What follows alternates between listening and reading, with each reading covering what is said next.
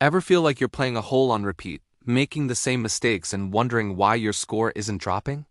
What if I told you there's a pro-level strategy that can instantly make you a smarter golfer, even before you swing?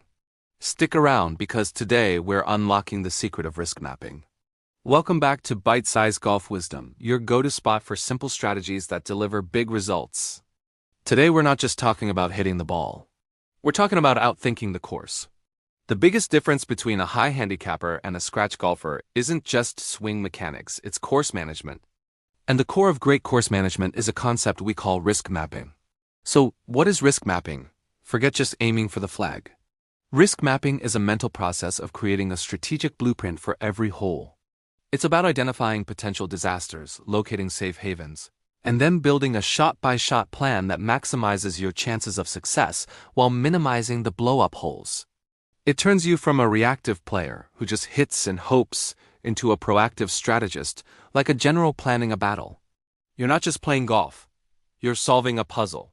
This one shift in mindset can save you countless strokes. Ready to build your first map? It's easier than you think.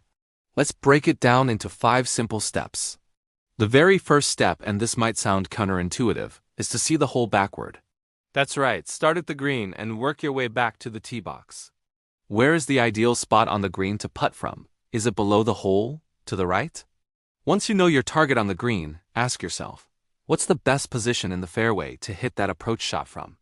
Is it from the left side to get a better angle past that bunker, or the right side to avoid the overhanging trees?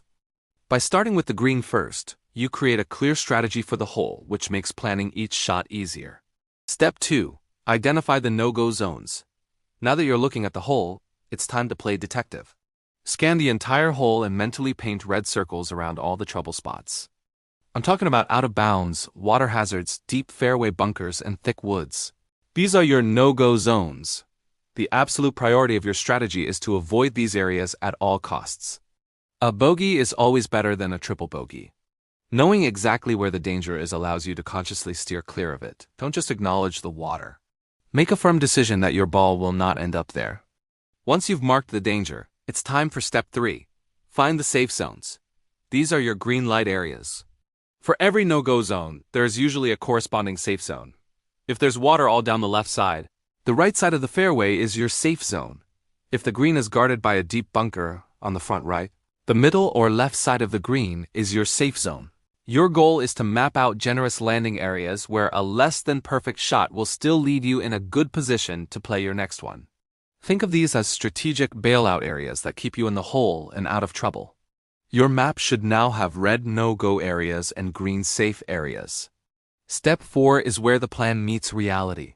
Choose clubs to match the map. This is critical. Your risk map is useless if you don't select the right tools for the job. Look at the distance to carry the trouble and the distance to reach your safe zone. Maybe driver gets you too close to those fairway bunkers. In that case, your map tells you to club down to a 3-wood or a hybrid, leaving you a little farther back but safely in the fairway. On a par 3 with water short, your map might tell you to take 1 extra club to ensure you carry the hazard, even if it means you're on the back of the green. The map dictates the club, not your ego. Finally, step 5, and perhaps the most important, commit to the plan. You've done the mental work. You've created a smart, logical strategy. Now you have to trust it. The biggest mistake golfers make is creating a great plan on the tee box, and then abandoning it because they feel a sudden urge to go for it. Once you've chosen your target in the safe zone and selected your club, commit 100%. Take a confident practice swing, visualize the shot, and execute your plan. Even if the shot isn't perfect, if it lands in your safe zone, the plan worked. Golf is a game of probability, and this method stacks the odds in your favor. Alright, theory is great, but let's see this in action. Let's take a look at a classic risk-reward hole. A 400-yard par 4 with a dogleg right. There's a dense forest all along the right side. That's a huge no-go zone. On the left, there's a series of fairway bunkers about 240 yards out. Let's build the map. Step 1. See it backward. The green is 2-tiered with the pin on the top shelf. The easiest putt is from that top shelf. The best angle to approach that pin position is from the left side of the fairway. So our ideal approach shot location is the left center of the fairway. Step 2. No-go zones. The entire right side is out. no question. The fairway bunkers on the left are also a no-go zone. A shot in there leaves a very difficult, long approach. Step 3. Save zones. My primary save zone off the tee is the fairway, short of those bunkers on the left. This area is wide and gives me that great angle we identified earlier. Step 4. Club selection. Let's say your driver. My driver carries about 220 yards, which brings those bunkers directly into play and risks a slight fade turning into a lost ball in the woods. My risk map screams no driver. Instead, I'll choose my 3-wood, which I hit about 230 yards. This club takes the bunkers completely out of play and is much less likely to slice into the woods. It will land me perfectly in my designated safe zone. Step 5. Commit. I pull out the 3-wood, aim for the left center of the fairway, and make a committed swing. The ball lands exactly where I planned, leaving me about 170 yards to the green with a perfect angle. Even if you pushed it a bit, you'd still be in the fairway, just farther back. I avoided disaster. From there, I can hit a mid-iron to the center of the green, ensuring a 2-putt par. By mapping the hole, I turned a potential double bogey into a stress-free par. That's the power of this strategy. So let's wrap this up. Risk mapping isn't about playing scared. It's about playing smart. It's a pre-shot routine for your brain that will lower your scores by eliminating costly mistakes.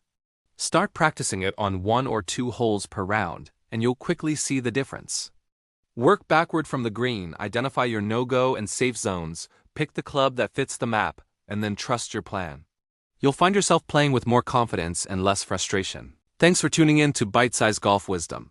If these tips helps you think differently on the course, hit that like button and subscribe to the channel so you don't miss our next video. We're all about helping you play smarter golf.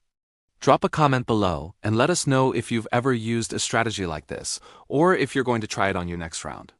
Now go out there and start mapping your way to lower scores.